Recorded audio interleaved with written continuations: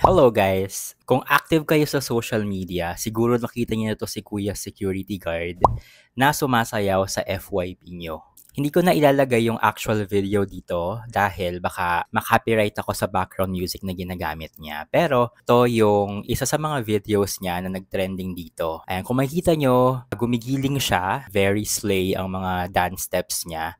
At ang galing talaga niyang gumiling habang nakasuot ng uniform niya as a security guard sa isang mall. Unfortunately, ito, may in-upload siyang video kahapon lang. Sabi niya, because of this trend, I lost my job. And madaming nagtatanong sa kanya tuloy kung bakit daw siya natanggal sa work and kung ano yung agency niya. Although hindi pa talaga alam kung ano ba yung reason kung bakit siya natanggal sa work. Natanggal ba siya sa work dahil sa mga sayaw niya na gumigiling or natanggal siya dahil bading siya, ganyan. Kasi marami nagko-comment sa videos nga niya na dapat daw ay magawan ng aksyon ito dahil hindi daw dahilan ang pagiging bading or pagiging gay para matanggal sa trabaho niya as a security guard.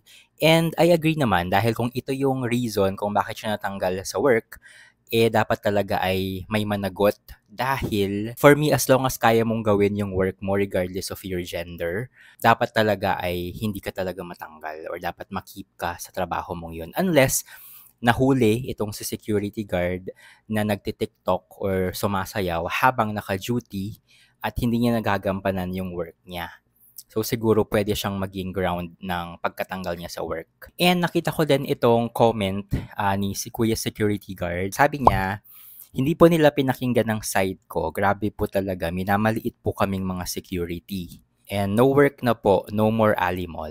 So feeling ko, kinausap naman siya ng management and nag-explain naman siya ng side niya. Pero yun nga, hindi siya pinakinggan and tinanggal pa rin siya sa work. Kawawa naman si Kuya. And marami din nagko-comment actually dito sa video niya doon na sobrang daming men in uniform na nasa TikTok at gumagawa ng video, sumasayaw, gumigiling tulad ng ginagawa niya na hindi naman natanggal sa work. So, hindi ko talaga sure kung bakit siya natanggal sa work. Yung iba nga, hindi lang police or security guard, kahit mga mayor pa yan or mataas ang posisyon sa government, makikita natin sumasayaw talaga sila sa TikTok. Hindi lang yung ganitong giling, pero sumasabay sila sa mga trends dito sa TikTok or online.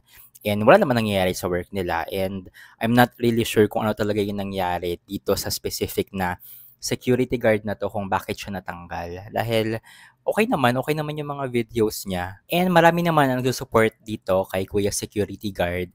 And meron ako napasa sa Twitter, ang sabi niya, kinall out niya yung attention ni Mayor Joy. And sabi niya, please know that the security officer was terminated and discriminated by his company, not for his negligence with his job, but for being gay.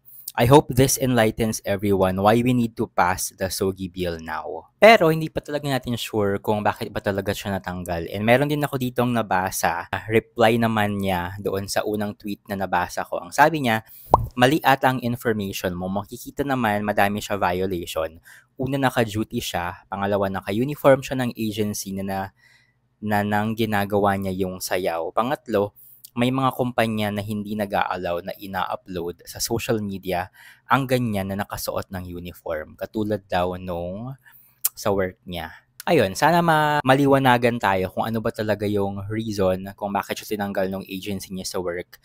And sana makahanap pa siya ng better na trabaho after nito since sikat na siya sa social media and may napanood akong video niya na nagsayaw siya sa unang hirit ata yun. So, somehow, nakikilala na siya sa mga dance moves niya. And ayun, I hope ay makakita ka ng better job, better management, or better agency na tanggap yung ginagawa mo sa internet. Kayo ba? Anong masasabi nyo dito sa issue na to? Dapat bang matanggal si Kuya na security guard dahil sa mga dancing videos niya online? Or dapat ay mag-explain yung agency niya kung bakit talaga siya natanggal para maliwanagan naman lahat ng nakasubaybay dito sa issue na to. Comment down below. And kung nagustuhan itong ganitong topic, make sure naka-follow na kayo sa page ko para update kayo sa mga latest happenings. Thank you so much for watching and stay safe.